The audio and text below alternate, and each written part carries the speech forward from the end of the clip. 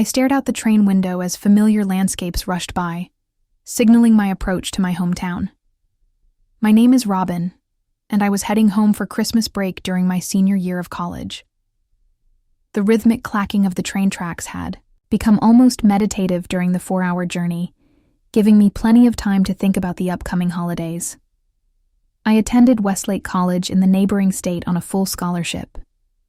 My parents had made it clear from the beginning that they wouldn't be supporting me financially through college. "Your sister Melissa is getting married soon, and we need to save for that," my mom had explained when I got my acceptance letter. I understood their decision. At least I tried to, but it still hurt, even though I never let them see it.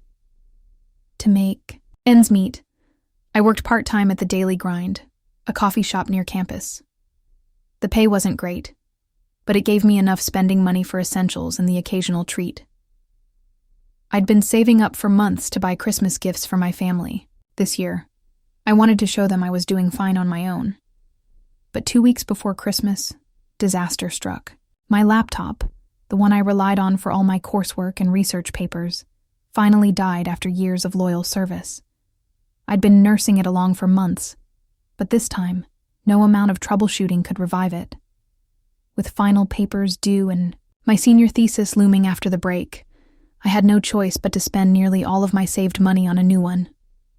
Left with barely enough for train fare home and about $50 to spare, I made a last-minute decision at the convenience store near the station. 3 lottery tickets, 1 each for Mom, Dad, and Melissa. It wasn't much, but it was literally all I could afford. I hauled my suitcase down from the overhead rack and shuffled toward the exit. The station was decorated with garlands and twinkling lights, Christmas music playing softly overhead. Despite my financial woes, I felt a small flutter of excitement. It was Christmas after all, and I hadn't seen my family in months. No one was waiting for me at the station.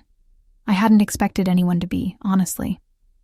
When I finally arrived at my childhood home, I let myself in quietly.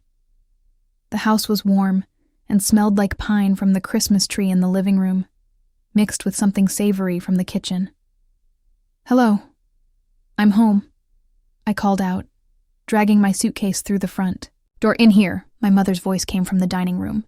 I found them all gathered around the dining table, which was covered with fabric swatches, flower catalogs, and what looked like seating charts. My father was frowning at his laptop, while my mother and Melissa huddled together over a wedding magazine. "Hi, everyone," I said, hovering in the doorway. Dad glanced up briefly. "Hey, kiddo," then immediately back to his screen. Mom gave me a distracted wave. "There's leftovers in the fridge if you're hungry." Melissa barely looked up. "This is a disaster," she moaned, completely ignoring my presence. Jason was supposed to be back from his business trip by now to help with all this, but his flight from Tokyo got delayed again. "I'm sure he'll be back soon," Mom soothed, patting her hand. I stood there awkwardly for another moment before realizing that was all the welcome I was going to get. No hugs. No, "How have you been?" No questions about school or my life or anything. "I'll just take my stuff upstairs," I said, though I wasn't sure anyone was listening. My room looked exactly as I'd left it at the end of summer, neat, impersonal, and slightly dusty. Unlike Melissa's room, which Mom kept pristine even though my sister had moved out 3 years ago, mine had the feeling of a guest room that happened to contain some of my old belongings. I unpacked slowly, listening to the muffled sounds of conversation downstairs. When I finished, I sat on the edge of my bed and took out the 3 lottery tickets from my wallet, looking at them with a mixture of embarrassment and resignation. They really were all I had to give. Christmas Eve arrived with a flurry of activity. Mom spent the day cooking, Dad was tasked with last-minute grocery runs, and Melissa alternated between checking her phone for updates from Jason and complaining loudly about his absence.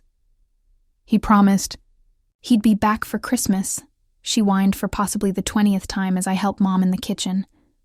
What kind of fiancé misses Christmas with his future in-laws? One whose flight got canceled due to weather? I pointed out reasonably. It's not like he planned it. She shot me a venomous look. You wouldn't understand.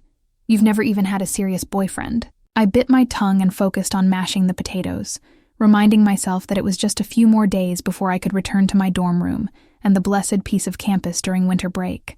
As evening approached, we all changed into nicer clothes for dinner. I put on a simple green dress I'd found on clearance last year, while Melissa emerged in a designer outfit that probably cost more than 3 months of my coffee shop wages.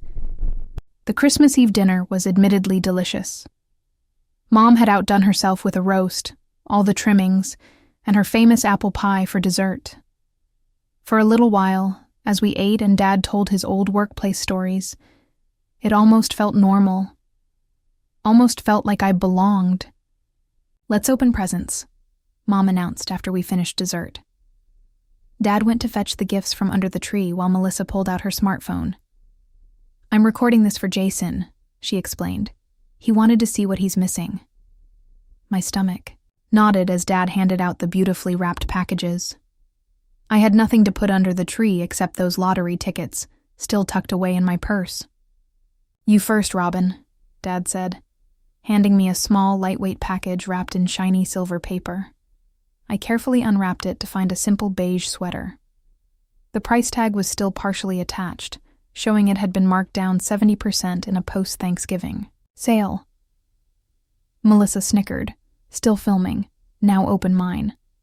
Her gift was a coffee mug that said "World's Okayest Sister." I managed another smile. "Thanks, Mel." Then came the moment I'd been dreading. All eyes turned to me. Do you have anything for us, Robin?" Mom asked, her tone making it clear she expected something substantial. I swallowed hard and reached for my purse.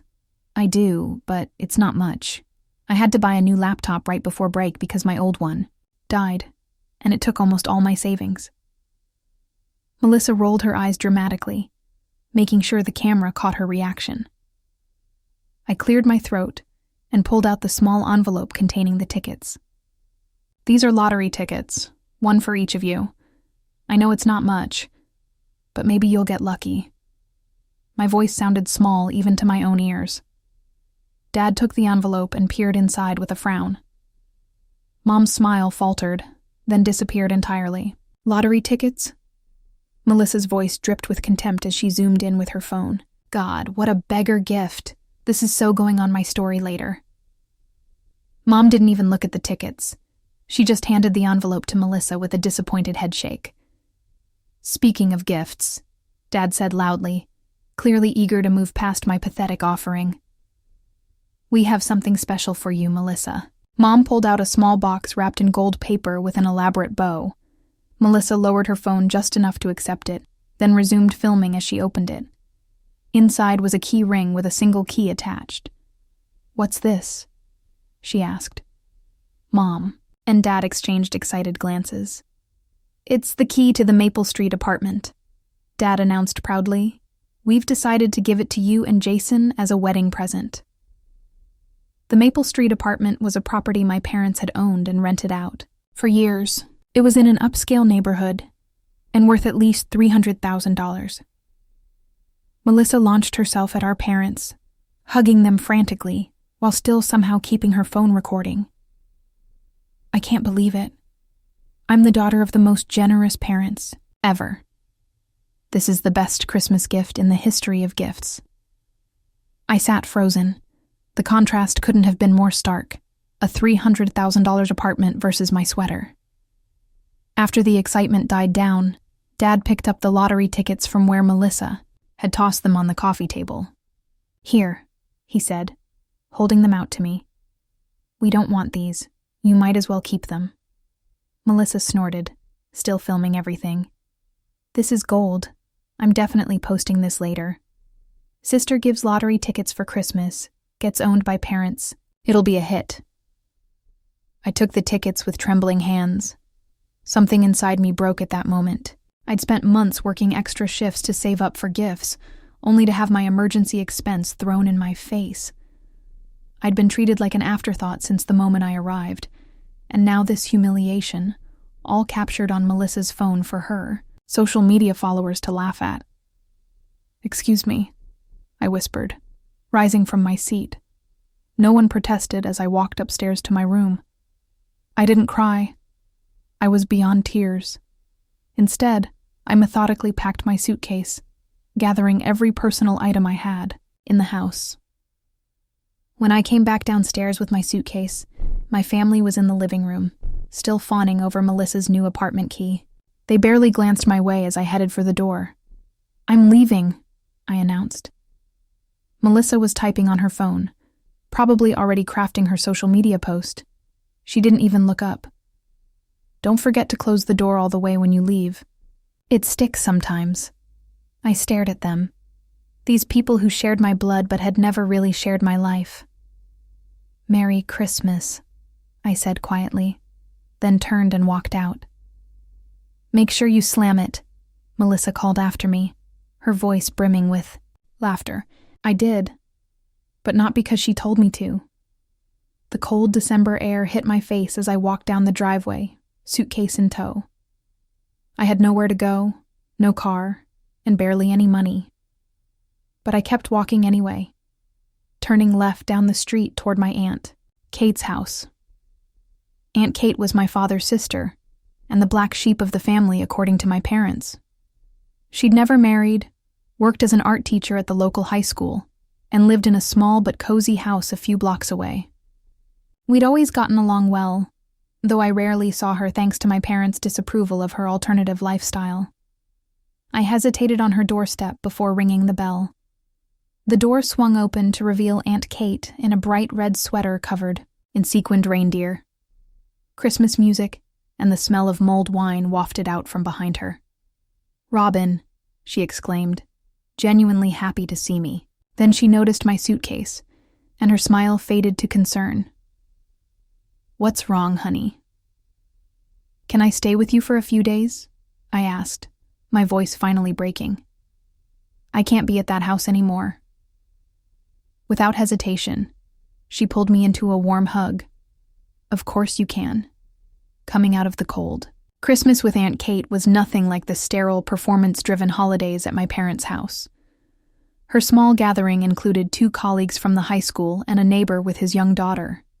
Nobody filmed anything. Nobody competed for attention. And most importantly, nobody made me feel worthless. I returned to campus after New Year's without speaking to my parents or Melissa. They hadn't called or texted to check if I was okay, which pretty much confirmed everything I already knew about where I stood in the family hierarchy. Back at college, I threw myself into my final semester of classes and continued my shifts at the daily grind. The routine helped push the Christmas disaster to the back of my mind. Then, about 2 weeks after returning to campus, I was cleaning out my wallet when I found the lottery tickets. "Might as well check these," I muttered to myself, pulling up the lottery website on my new laptop. I entered the numbers from the first ticket. Nothing. Second ticket. Nothing. Third ticket. I typed in the numbers mechanically. The screen flashed. "Congratulations, you are a winner." I blinked, sure I was seeing things. But the message remained, along with an instruction to contact the lottery office immediately. "This can't be right," I whispered, checking the numbers again. Every single one matched. I stared at my screen in shock. $5 million. The ticket I'd bought for my father, the one he'd rejected and handed back to me with contempt, was worth $5 million. My first instinct was to scream, to call someone, to celebrate. But then caution kicked in. I'd read enough stories about lottery winners whose lives were ruined by sudden wealth. And I knew exactly what would happen if my family found out. Instead of screaming, I took a deep breath and started researching what to do next. The lottery website had information for winners, including a recommendation to sign the back of the ticket immediately and store it somewhere safe. The next day, I went to a bank and rented a safe deposit box, securing the winning ticket inside. Then I continued my research, reading everything I could find about handling lottery winnings responsibly. I discovered that many winners hired financial advisors specialized in sudden wealth. One name kept coming up in positive reviews: Elaine Mercer, a financial consultant who had helped several lottery winners manage their newfound fortune. After a week of contemplation, I called her office and made an appointment, explaining my situation over a secure line. First rule of winning: the lottery, she said after we'd introduced ourselves. Tell as few people as possible for as long as possible. I haven't told anyone, I confirmed. Not even my aunt, who's the only family member I actually like. Good. Now, let's talk about claiming your prize. Elaine explained the process. I could remain anonymous in my state if I claimed through a trust. The lump sum option would be about 60% of the jackpot, and then taxes would take another chunk. You'll end up with about $8 million after everything, she calculated. Still a life-changing amount, but not the full $5 million advertised. That's fine, I said, still unable to wrap my mind around such figures. We spent the next 2 hours discussing my options. In the end, I decided to hire Elaine officially as my financial advisor. She helped me set up a trust, find a lawyer to handle the claim, and create a preliminary financial plan. Don't make any huge lifestyle changes immediately, she cautioned as our meeting ended. Finish your degree. Keep your job for now if you want to. Take time to adjust to the idea before making major decisions. It was good advice, and I took it. The claiming process took several weeks, during which I continued my normal routine. I still worked at the coffee shop, though I reduced my hours to focus on my senior thesis. No one, not even my closest friends, knew that I was about to become a millionaire. Meanwhile, Melissa had indeed posted the video from Christmas. I discovered it while scrolling through Instagram one evening. There I was, awkwardly presenting my beggar gifts, as Melissa had captioned it. The comments were brutal. Oh my God, what a cheapskate. Lottery tickets for Christmas. If my sister gave me that, I'd disown her. Robin more like robbing her family of a decent gift. My first impulse was to defend myself, to explain about the laptop and my limited finances. But what was the point? These were Melissa's friends, people who'd never met me, and had already decided I was some kind of villain. I closed the app without commenting and went back to my thesis. Let them think what they wanted. I knew the truth, and soon I'd have the means to create the life I deserved, far away from their petty judgments. In late February, the money was finally transferred to my account. I checked the balance online repeatedly throughout that day, still not quite believing it was real. As Elaine had advised, I made no immediate changes. I finished the semester strong, continued working reduced hours at the coffee shop, and quietly researched real estate in the area. I'd grown to love the college town where I'd spent the last 4 years and decided I wanted to stay after graduation. The only concrete decision I made was to invest 2/3 of the money according to Elaine's recommendations, a diverse portfolio designed to generate long-term sustainable income. The remaining third would be for immediate needs: a house, some travel, and a comfortable cushion for daily expenses while I figured out what I wanted to do with my life. March arrived, bringing with it my final midterms and an unexpected email from my mother. Your father and I are too busy with Melissa's wedding preparations to attend your graduation in May. I'm sure you understand. I did understand. All too. Well, some things never changed.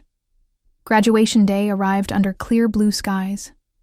The ceremony itself passed in a blur of speeches and name-calling. When I walked across the stage to receive my diploma, I heard scattered applause from strangers. It was enough. I had done this on my own, like everything else in my college career. The following week, I met with a real estate agent. We viewed several properties before finding the one, a stunning modern house on 3 acres just outside town. For bedrooms, a gourmet kitchen, a home office overlooking a small pond, and best of all, complete privacy. It's listed at $875,000, the agent said, watching my reaction carefully. I nodded. I'll take it. 2 weeks later, I signed the closing papers. That same afternoon, I booked a 2-week trip to the Maldives. something I'd dreamed about since seeing a travel documentary in high school. Life was changing rapidly, but I felt strangely grounded. Perhaps because I'd spent so many years being practical, learning to budget and plan. The sudden wealth didn't send me into a frenzy of pointless spending. The house and vacation were my only major purchases. Everything else went into investments or savings, just as Elaine had recommended. I hadn't spoken to my family since Christmas, though Aunt Kate occasionally sent texts to check in. I'd told her I was staying in town after graduation and had found a nice rental, but nothing about my lottery win or the house purchase. 3 days before my scheduled departure to the Maldives, my phone lit up with a video call request from Melissa. I almost declined it out of habit, but curiosity won out. I accepted the call. Melissa's face appeared, with our parents visible in the background, arguing about something as usual. "Robin," she said, her voice dripping with fake sweetness. "I'd been thinking about the wedding, and I'd decided not to invite you after all. I mean, you'd probably just bring something stupid again as a gift, and it would be so awkward for everyone." In the background, our parents paused their argument to nod in agreement. "That's fine," I replied calmly. I wasn't planning to attend anyway. Her eyes narrowed. She looked genuinely confused by my lack of distress. That's when she seemed to finally notice my surroundings, the high ceilings, the modern artwork on the walls behind me, the overall air of luxury that my new home exuded. "Where are you?" she demanded. "That doesn't look like your crappy dorm room." "This is my house. I bought it after graduation." There was a moment of stunned silence. Then my parents appeared, pushing into frame beside Melissa. "With what money?" my mother demanded. "You work in a coffee shop." I smiled, the kind of satisfied smile I'd been holding back for months. Things change. Melissa's eyes widened suddenly. "The lottery tickets," she gasped. "You won the lottery." My parents' faces transformed instantly from skepticism to shock. "That's not fair," my mother cried. "Those were meant to be our presents." "Which you didn't want," I reminded her. "You called them beggar gifts, remember? It's all in Melissa's video." My father's face was turning an alarming shade of red. "That money should be shared with the family. We're your parents." The same parents who couldn't be bothered to come to my graduation. The same parents who gave Melissa an apartment while I got a clearance sweater. That family? "You ungrateful little," my father began. But I cut him off. "I have to go now. I have a flight to catch tomorrow." "Flight? Where are you going?" my mother demanded. "The Maldives, for a vacation." The call exploded into chaos. All three of them shouting over each other about fairness and family obligation and how I owed them. I ended the call mid-rant and blocked their numbers immediately afterward. The peace lasted exactly 2 weeks, the duration of my Maldives trip, which was every bit as magical as I'd imagined. The day after I returned, I received an email from someone claiming to be my parents' lawyer, suggesting we resolve this matter amicably. I forwarded it to Elaine, who connected me with a top-notch attorney specializing in lottery cases. We arranged a meeting with my family and their lawyer at his office. I arrived with both Elaine and my attorney, Marcus. My parents and Melissa were already there, alongside a serious man in a formal suit. "Let's cut to the chase," Marcus began after introductions. "My client has no legal obligation to share her lottery winnings with her family. Those tickets were our Christmas gifts," my father insisted. "She only had them because we rejected them." "Exactly," Marcus replied smoothly. "You rejected them, making them Ms. Wallace's property." "How much did she win?" the family lawyer asked. "The jackpot was $5 million, Marcus stated. "After taxes and fees, approximately $8 million. My parents and Melissa gasped in unison.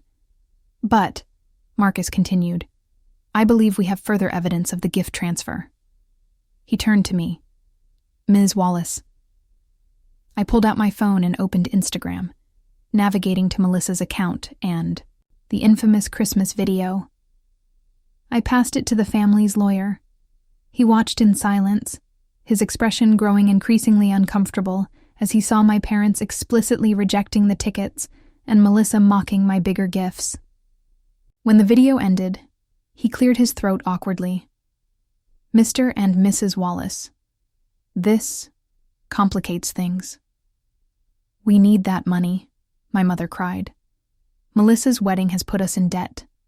We need at least $200,000 to cover the loans we took out." Without a word, I stood and walked out of the office. Behind me, I heard my mother's wails and my father's threats, but they sounded distant, like they belonged to someone else's life. I returned home and completely stopped all communication with my family. Through Aunt Kate, I learned that Melissa's wedding did take place as planned. She also told me that my parents spent the entire reception complaining to everyone about my greed and how I'd abandoned the family when they needed me most. Even though I don't need to work with my lottery winnings, I got a job at a local publishing house. I wanted something meaningful to fill my days. I never wanted to be someone who just stays at home counting money. The work is creative and fulfilling, and my colleagues have no idea about my financial situation. The lottery win didn't change who I am. It just gave me the means to build the life I always deserved, one filled with respect, purpose, and genuine connections. And as for my arrogant family, I've forgotten about them, just as they spent years forgetting about me.